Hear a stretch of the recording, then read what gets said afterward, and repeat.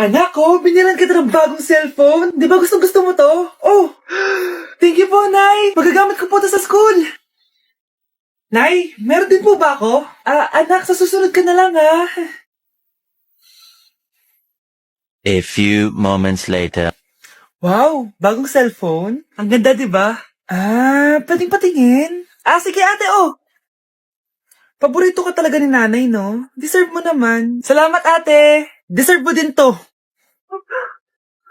Ate, ba't mo ginawa yun? Eto ang tatandaan mo. Ako ang magiging paborito ni nanay. Basag na. Aray! Nay! Oo, anong nangyayari dito? Nay, sinaktan mo ako ni Kyle. Totoo ba to, Kyle? Nay, hindi po. Pinasag niya nga po yung cellphone ko eh. Hindi po totoo yan, Nay. Sinungaling ka. Kyle, anong nangyayari sa'yo? Lumalaki na ata ulo mo. Nay, may kailangan kang marinig. Deserve mo din to. Ate, ba't mo ginawa yun? Eto ang tatandaan mo. Ako ang magiging paborito ni nanay. Nay.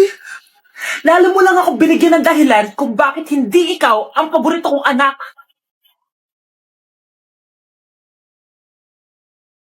Anak, boyfriend mo ba yung anak ng kapitbahay natin?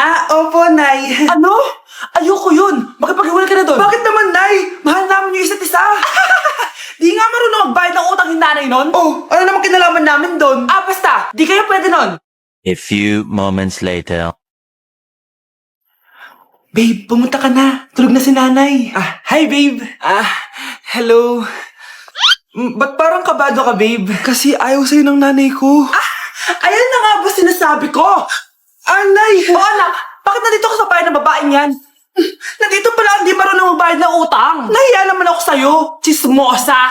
Teka lang, magkano ba utang mo sa kanya, Nay? 50 pesos. 50 pesos lang yung utang niya sa'yo? 50 pesos lang? Umiiyak na? Bakit? Malaking bagay na yun sa akin. Oo, ito. Bibigyan ko kayo tig 1,000 tig isa. Ito, Nay. Manahimik ka na, magpapakasal na kami next week ng girlfriend ko, Aba, kasal agad? Dagdagan mo to. Nay naman. Magkano po ba? 10 milyon. 10 milyon? Babe, mukhang 20-50 pa tayo pwede magpakasal.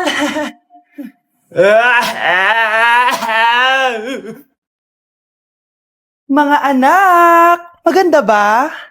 Mawawala ako ng 3 araw, Nay, kailangan ba talaga tumuloy doon? Importante yun, anak. Minsan lang ikasal yung kumare ko, no? Tsaka sa Cebu siya gagawin, di ba? Shala. Basta, Nay, mag-ingat ka, Oo naman, anak. Huwag ka mag-alala. Siya na, alis na ako. Mga kapatid mo,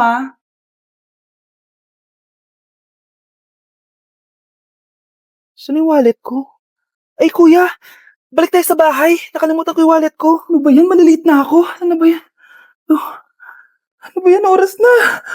Mabuhay, ma'am. Welcome to Air Philippines. How can I help you? Miss. Dito po ba yung flight VD415? Yes po, ma'am. Check ko lang po. As per dito, ma'am, nakaalis na po yung aeroplano. Hindi ako pwede malit sa kasal na kumari ko. Kailangan ko umabol. Ma'am, kailangan niyo po ulit mag-rebook So, ang next available flight is bukas pa po, ma'am. Ano ba yan? Gawin mo ng paraan. Diyos ko, sayang lang pera ko.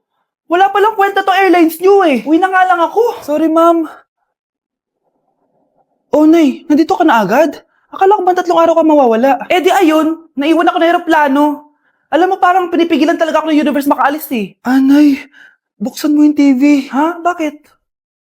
Breaking news! Nandito tayo ngayon sa site kung saan nag-crash ang flight VD415.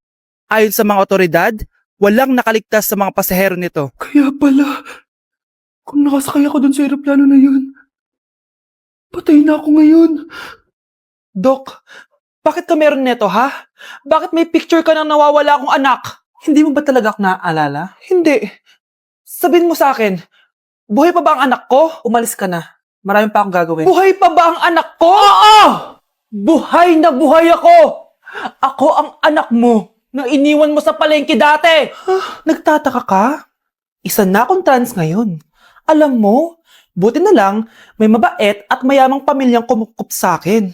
Kaya maganda yung naging buhay ko. Tignan mo, naging doktor pa ako. Kaya salamat sa'yo at iniwan mo ko. Anak, hinanap kita.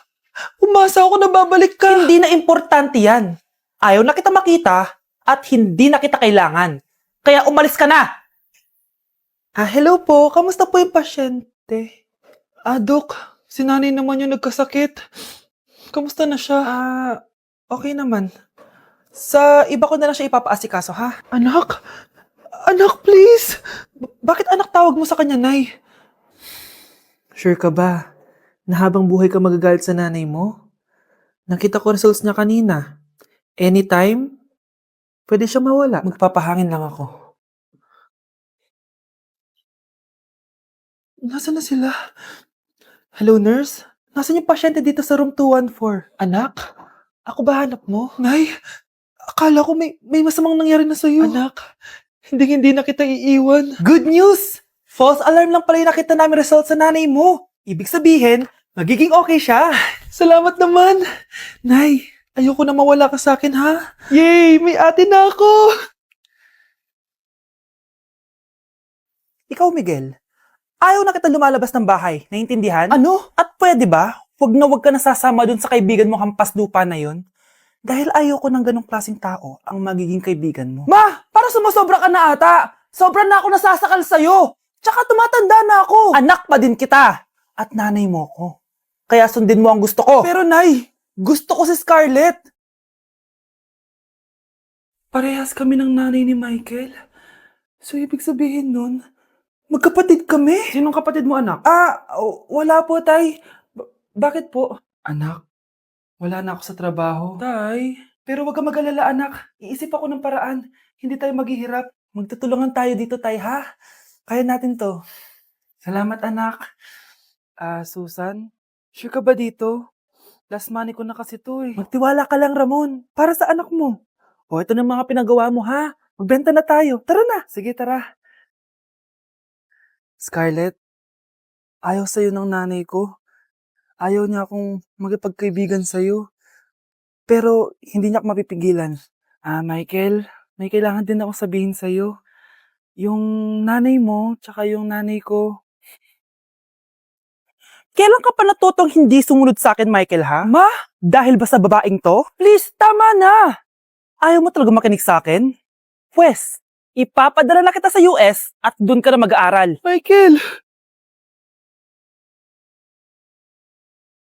Kawawa ka naman, be! Nireject ka ng crush mo? Ang pangit niya kasi!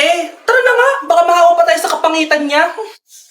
Humanda kayo sa akin. Maghihiganti ako sa inyo. A few moments later. Sorry guys, I'm late. Sino yan? May bago ba tayong kaklase? Be, si Scarlett yan. Oh, hi! Ako nga pala yung sinabihan yung pangit dati. Boyfriend niyo ba yung mga nandun? Sabi kasi nila, ang ganda ko daw. Ikaw yan, Scarlett? Hindi pwede. Paano nangyari to? Magpaganda ka na rin, be. Baka habulin ako ng boyfriend mo. Bahala ka. Bye! Uy, Scarlett, ang ganda mo na. Anong sikreto mo? Maligo din kasi kayo, be. Hala, di ba siya yung nag-reject sa kanya dati? OMG. Sorry nga pala sa nasabi ko sa'yo dati, pero sure na ako ngayon na gusto kita.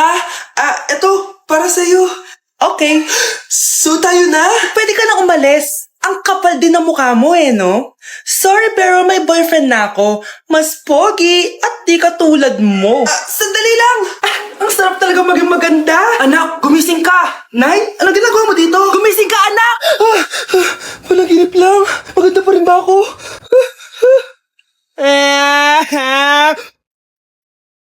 Guys, maganda kayo. Magbe-beach tayo next week. Magpapaganda na ako. Ready na ako sumisid. Oh, may ambagan to ha. Lo, magbe-beach? Baka oras na to para mag-break muna ako sa kakaaral. Teka, ka ba magbe-beach? Bakit parang mukhang ililibing ka na? Wow! Nahiya ako sa'yo, te! Magbe-beach ka nga! Uod ka naman ng high school! Che! Pangit!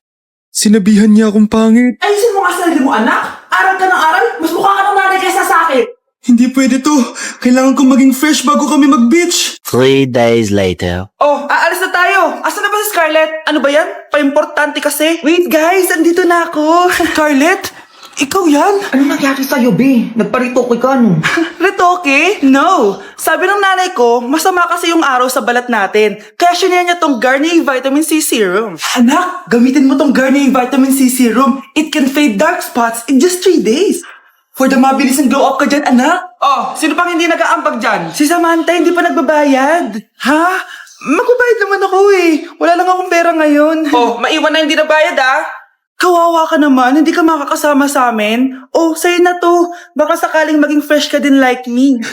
Salamat ah! Bye! Punta na kami sa beach!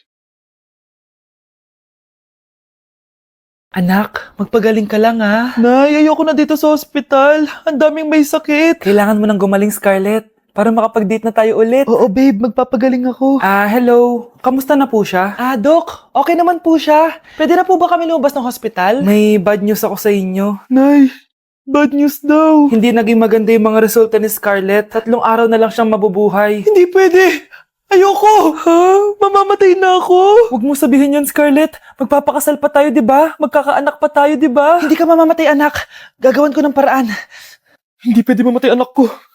Hindi pwede mamatay anak ko. Tita, una na po muna ako. Gabi na rin po eh. Sige po. Wala na akong choice. Kailangan kong gawin to. Para sa'yo, anak.